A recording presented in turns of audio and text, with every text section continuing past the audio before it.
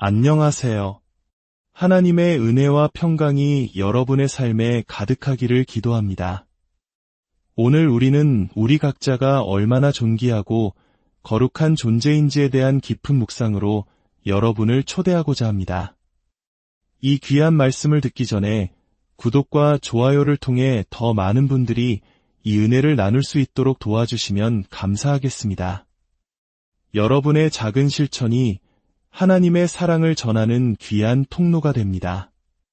주님의 이름으로 여러분을 축복합니다. 사랑하는 아버지 하나님, 오늘 이 자리에 모인 당신의 자녀들을 사랑으로 채워주시고 아버지의 뜻에 따라 친히 훈육하여 주시옵소서. 제 삶의 초창기에 비록 고통스럽고 때로는 굴욕적이기까지 했던 당신의 징계가 있었기에 지금의 제가 있음을 고백하며 깊이 감사드립니다. 그 어떤 설교나 인간의 책망으로도 할 수 없었던 그 완벽한 사랑의 훈육을 통해 저를 빚어주신 은혜를 기억합니다. 오, 완전하신 아버지, 우리에게는 당신이 필요합니다. 당신의 선하심을 찬양하며 우리 삶을 사랑으로 다스려 오신 모든 길에 감사드립니다. 예수님의 이름으로 기도합니다. 아멘.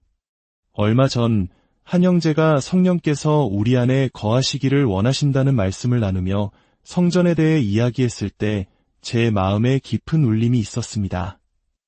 구약 성경에 나오는 솔로몬의 성전을 떠올려 보았습니다. 여러분도 아시다시피 솔로몬 왕이 얼마나 엄청난 재료와 노력을 쏟아부어 그 성전을 지었습니까? 온 나라의 가장 좋은 것들을 모으고 가장 정교한 기술로 완벽하게 지어진 그 건물. 그리고 마침내 하나님의 영광이 불의 형상으로 그 성전에 임하는 장면은 상상만 해도 전율이 흐릅니다. 하늘 위에 하늘이라도 담을 수 없는 그 위대하신 하나님께서 인간이 만든 건물 안에 거하기로 선택하셨다는 사실은 정말 놀랍습니다. 저는 종종 생각했습니다. 저렇게 웅장하고 아름다운 건물이었으니 당연히 하나님께서 임재하시고 싶으셨을 거야 라고 말입니다. 그 모든 수고와 시간, 헌신을 보셨기 때문이라고요. 하지만 그 순간 제 머리를 스치는 깨달음이 있었습니다. 아무리 위대해 보여도 솔로몬의 성전은 결국 사람의 손으로 만든 건물이라는 사실입니다. 그런데 신약 성경은 우리에게 무엇이라고 말합니까? 이제는 바로 우리 자신이, 우리 한 사람 한 사람이 하나님의 성전이라고 선포합니다. 성경 속에서 하나님의 계획은 결코 후퇴하지 않습니다. 오히려 점점 더 위대하고 영광스럽게 발전합니다. 생각해 보십시오. 옛 성전은 사도들과 선지자들의 터 위에 세워지지 않았습니다. 옛 성전은 그리스도 예수라는 모퉁이돌을 가지지 못했습니다. 옛 제사장들은 황소와 양의 피를 제단에 뿌렸지만 우리는 방금 기념했던 바로 그 예수 그리스도의 보혈로 정결하게 되었습니다. 하나님께서 금과 은, 녹과 돌로 만들어진 인간의 건축물에 그토록 영광스럽게 임하셨다면 당신의 손으로 직접 창조하시고 당신의 아들 예수의 피로 깨끗하게 하신 우리, 바로 살아있는 성전인 우리 안에 얼마나 더 기쁘게 거하기를 원하시겠습니까? 우리가 서로 사랑하며 에베소서에서 말하는 거룩한 성전으로 함께 지어져 갈 때 성령께서 우리를 충만하게 채우시고 우리 가운데 거하시는 것은 너무나도 당연한 일입니다. 초대교회 제자들에게 성령의 불이 임했던 것처럼 하나님께서 창조하시고 예수의 피로 거룩하게 하신 이 새로운 성전, 바로 우리 공동체 위에 성령께서 임재하시기를 갈망하시는 것입니다.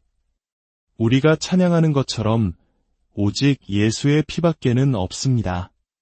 우리의 죄를 씻고 우리를 거룩하게 하는 것은 오직 예수의 피입니다. 이 진리 안에서 우리 자신이 하나님의 눈에 얼마나 아름다운 성전인지, 얼마나 빛나는 신부인지를 깨닫게 되기를 소망합니다. 때로 우리는 우리 자신을 너무 초라하게 여깁니다. 세상이 우리에게 남긴 상처와 죄의 기억 때문에 스스로를 더럽다고 느낍니다. 화려했던 옛 성전의 모습을 상상하며 그 아름다움을 동경하지만 정작 우리 자신을 볼 때는 하나님의 시선으로 보지 못합니다. 하나님께서 우리를 얼마나 아름답게 보시는지, 흠도 없고 점도 없는 거룩한 신부로 만드셨는지를 잊어버립니다. 이제 다른 사람들이 우리에게 했던 부정적인 말들은 모두 내려놓아야 합니다. 그리고 하나님의 말씀이 우리를 누구라고 말하는지에 귀를 기울여야 합니다. 우리는 아름답습니다. 우리는 하나님의 성전입니다. 하나님은 우리를 깨끗하게 하셨고 오늘 우리를 성령으로 충만하게 채우기를 원하십니다. 에베소서 5장 15절에서 17절 말씀을 읽어드리겠습니다.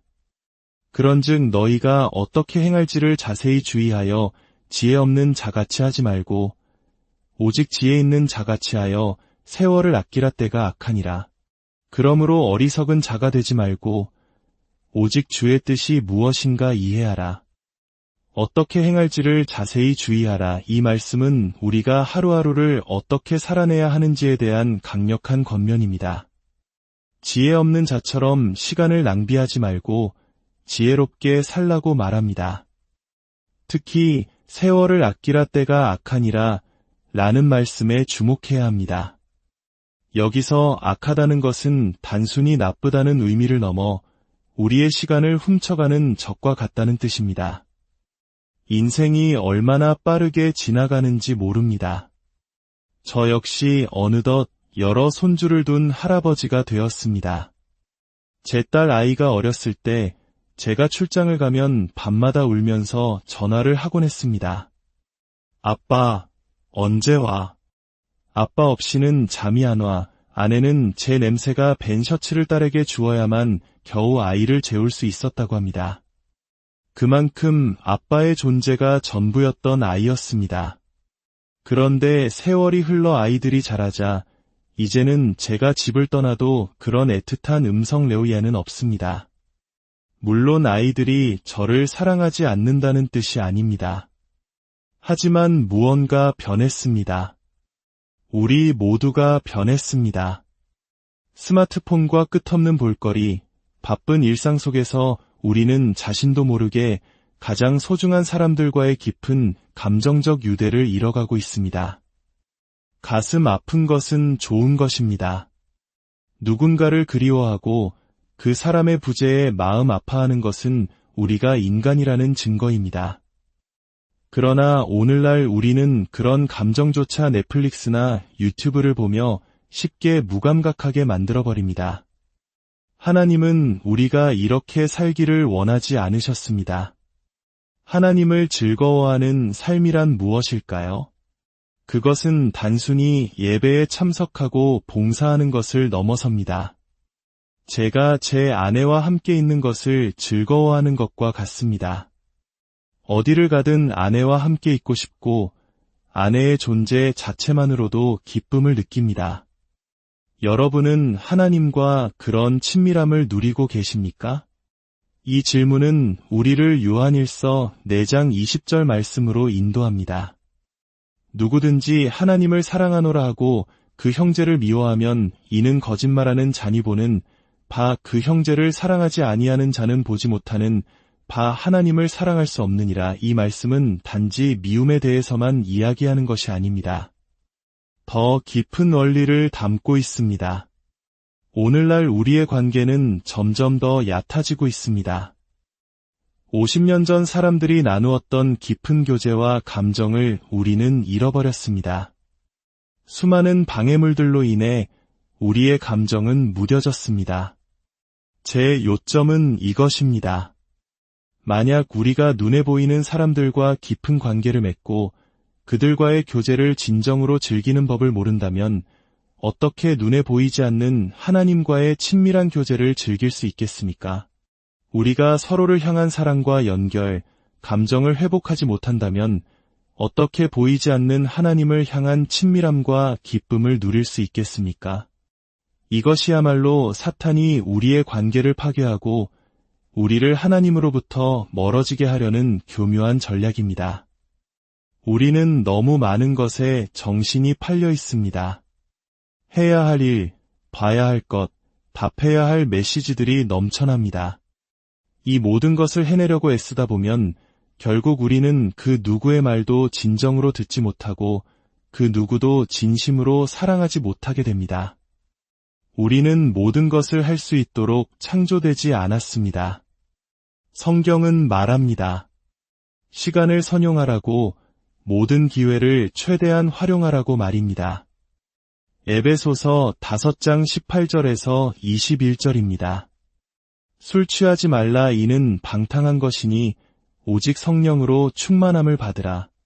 시와 찬송과 신령한 노래들로 서로 화답하며 너희의 마음으로 주께 노래하며 찬송하며 범사의 우리 주 예수 그리스도의 이름으로 항상 아버지 하나님께 감사하며 그리스도를 경외함으로 피차 복종하라. 술에 취하면 그 사람의 모든 말과 행동이 술의 지배를 받습니다. 마찬가지로 성령으로 충만해지면 우리의 모든 삶이 성령의 영향을 받게 됩니다. 우리의 입에서 나오는 말, 다른 사람을 향한 사랑, 삶의 모든 영역에서 성령의 열매가 드러납니다. 성령으로 충만함을 받으라는 명령 뒤에 성경은 구체적인 모습들을 제시합니다. 시와 찬송과 신령한 노래로 서로 화답하는 것, 마음으로 주께 노래하는 것, 항상 감사하는 것, 그리고 서로 복종하는 것. 이것이 성령 충만한 사람의 모습입니다. 어떤 사람들은 묻습니다. 성령으로 충만해지면 이런 일들을 하게 되는 것입니까? 아니면 이런 일들을 할 때 성령으로 충만해지는 것입니까? 마치 수학 공식처럼 A가 B 플러스 C 플러스 D 플러스 E와 같다면 B 플러스 C 플러스 D 플러스 E도 A와 같습니다. 양쪽 모두가 진리입니다. 성령 충만은 이 모든 것과 같습니다. 확실한 것은 성령으로 충만한 사람은 언제나 감사하는 사람이라는 것입니다. 그들의 마음에는 늘 찬양의 멜로디가 흐릅니다. 불평과 원망 대신 감사가 넘치는 사람 곁에 있는 것이 얼마나 즐거운지 여러분도 아실 겁니다. 여러분이 만나는 사람마다 성경 말씀과 찬양, 영적인 노래로 축복한다고 상상해 보십시오. 오늘 이 말씀을 읽었는데 정말 은혜가 되네요. 이 찬양의 가사가 제 마음을 울립니다. 라고 나누는 삶. 이것이 바로 성령 충만한 사람의 삶입니다. 쓴 뿌리와 분노, 비방과 악의는 성령을 근심하게 만들지만 감사와 찬양, 축복의 마른 성령께서 우리 안에 거하시도록 환영하는 통로가 됩니다. 사랑하는 여러분, 오늘 저는 여러분에게 많은 정보를 전달하기보다 성령께서 이 공간, 그리고 여러분의 마음속에서 친히 일하시도록 길을 열어드리고 싶습니다. 우리 안에 있는 모든 쓴뿌리와 악의를 씻어내시고 대신 우리의 입술을 찬양과 감사와 축복으로 채우시도록 말입니다. 우리가 성령님을 환영하는 방법은 무엇일까요? 바로 성경이 말한 대로 실천하는 것입니다. 서로에게 시와 찬송과 신령한 노래로 말하고 우리 삶 속에서 감사한 일들을 나누는 것입니다. 여러분의 마음에 와닿았던 성경 구절을 옆 사람에게 이야기해 주십시오. 최근에 혹은 오래전에 있었던 일이라도 하나님께 가장 감사했던 기억을 나눠보십시오. 성령께서는 우리의 감사와 찬양 가운데 거하십니다. 여러분이 서로를 축복하고 감사할 때 성령의 임재는 더욱 강력해질 것입니다. 사랑하는 여러분, 오늘 이 말씀을 마음에 새기시길 바랍니다. 그리고 여러분의 일상으로 돌아가 이 진리를 살아내십시오. 여러분 한 분 한 분이 바로 하나님이 거하시는 가장 아름다운 성전입니다. 그 어떤 것과도 비교할 수 없는 존귀한 존재입니다. 이 사실을 잊지 마십시오. 주 예수 그리스도의 이름으로 여러분의 삶에 하나님의 충만하신 은혜가 넘치기를 축복합니다.